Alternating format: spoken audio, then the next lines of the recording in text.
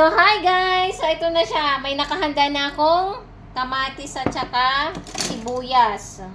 Ayan. So, sana naging maayos talaga ang gawa namin. Kasi pagka naging maayos to, gagawa ulit kami. So, kanina, dalawa lang sinalang ko pero nabasag pala yung isa. Kaya sinalang ko na lahat. So, titingnan natin kung anong kalabasan nito. Sana maalat talaga siya. Ayan. Tingnan natin kung talaga maalat. Ay! Parang nagano siya, oh. Tikman ko nga kung maalat talaga. Tikman ko yung ano, yung puti niya. Ang alat! Pero talaga namin yung ano niya, pula niya, oh. Pwede na. Ito yung maalat masyado kasi ito yung nabuksan. Nabasag kasi siya. Ang alat lang talaga as in. Ay sumama ang balata.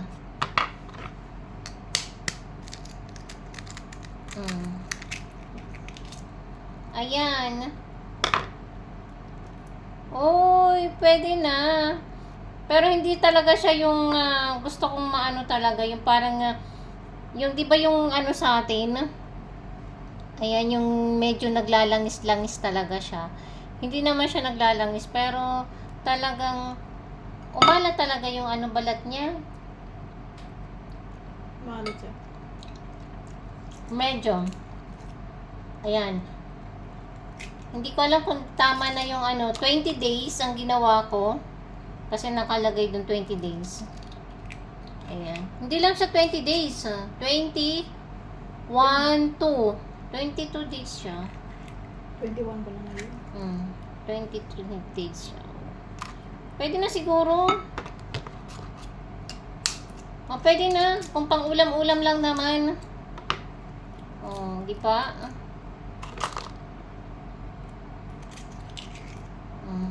Na ano din yung pula niya. Bakit lumiit? Naduso. Oh, ang ganda na pagkano ng pula niya, oh, kasi malapit na siya mag-ano. Malapit na siya magkaroon ng yung pinaka-oil niya. Ala, pwede na talaga. So, pagka gusto mong magawa ng puto, pwede kasi ito naman talaga ginagawa natin pagka nagpuputo tayo. Yung pang ibabaw ba. Pwede na, oh. Kain tayo. Pwede na siya. Pwede nang ano.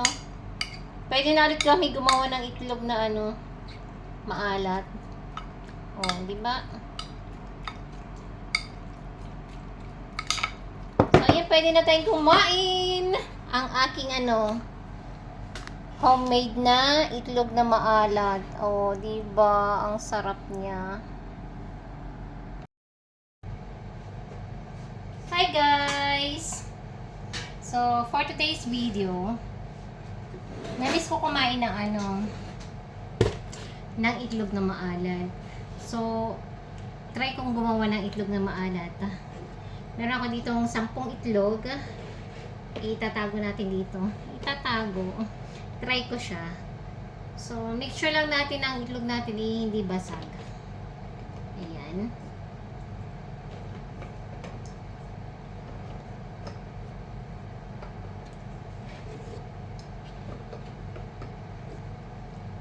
Ito lang yung pinaglagyan ko. Ayan siya. Oh, kita nyo? Nasa loob na silang lahat. 10 itlog to. Wala kasi akong ibang garapon. So, itry ko siya dito. Tapos, hindi ko na siya, lulutuin yung asin.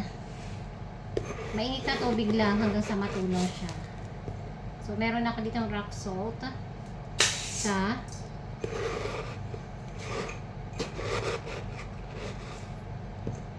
dalawa.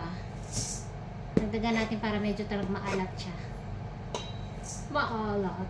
Tapos, para matunaw, mag-add lang ako ng mainit na tubig, 1 cup. Ayan. Para hindi na ako hindi na ako magluto sa apoy. Parang bukas pa matutunaw. Para magbukas pa matutunaw to. Tapos, mag-add tayo ng 3 room temperature na tubig. 2,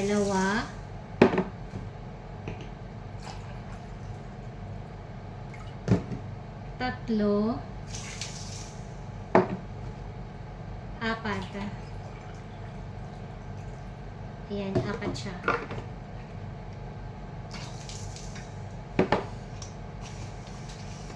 Tingnan natin kung anong kalalabasan nito. Halo-haluin lang natin hanggang sa matunaw yung yung kanyang asin.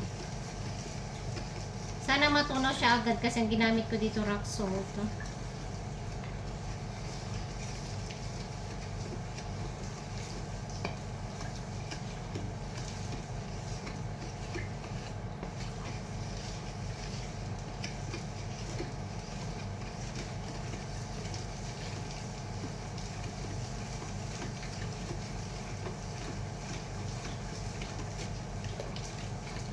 Ang tagal matunaw.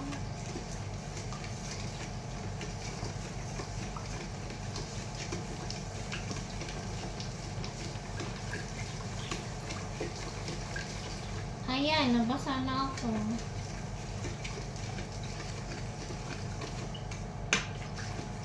Tikman niya at maalat. Alat? May asin ba matamis? May asin ba matamis? Ang tagal matunaw.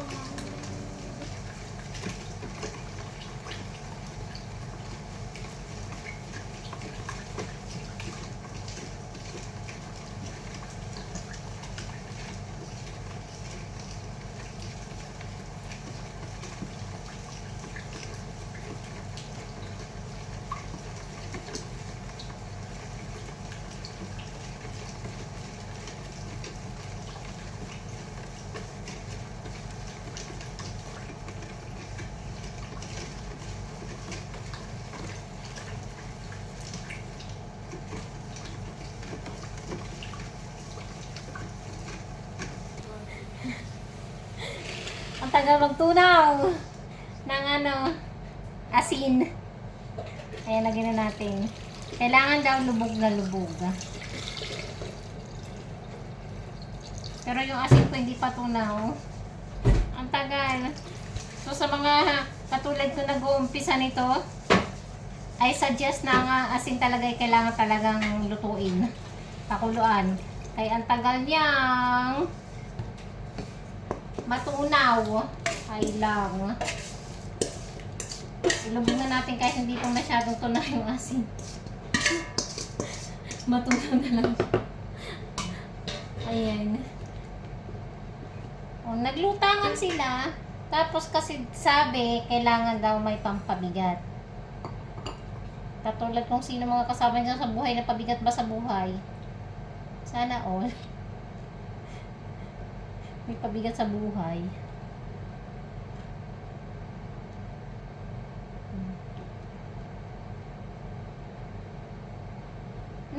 Ano ba ito, nalutang man siya? Bakit sila nalutang? Biglang nag-isip bakit nalutang. Dapat ka daw kasi may pabigat eh. Pwede na siguro yan. Ano mga gamitin ko para ano siya? Hindi siya lumuot. Huwag kayong lumabas ba? Nalabas sila eh. Dapat eksakto lang talaga siya.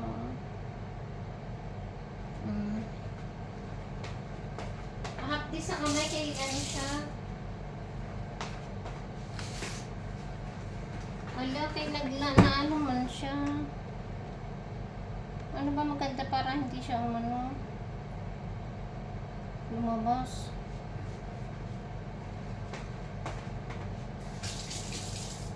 Baka kakapiga ko yung ano na siya ba? Ayan. Balutin natin kaya kailangan daw siya nakabalot.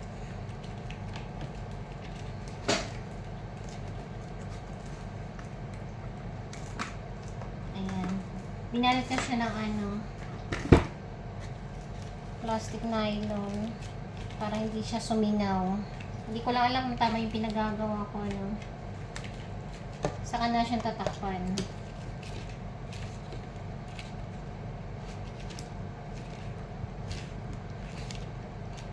So, i-rest natin ng ano to. Hanggang 3 weeks. Mas maganda yata pag ano na, pag 4 weeks. Isang buwan. Para maganda ang kalabasan. Malay nyo, after 1 month, ano na siya, sisiw na siya.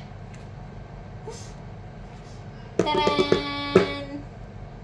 Tingnan natin para kalabasan.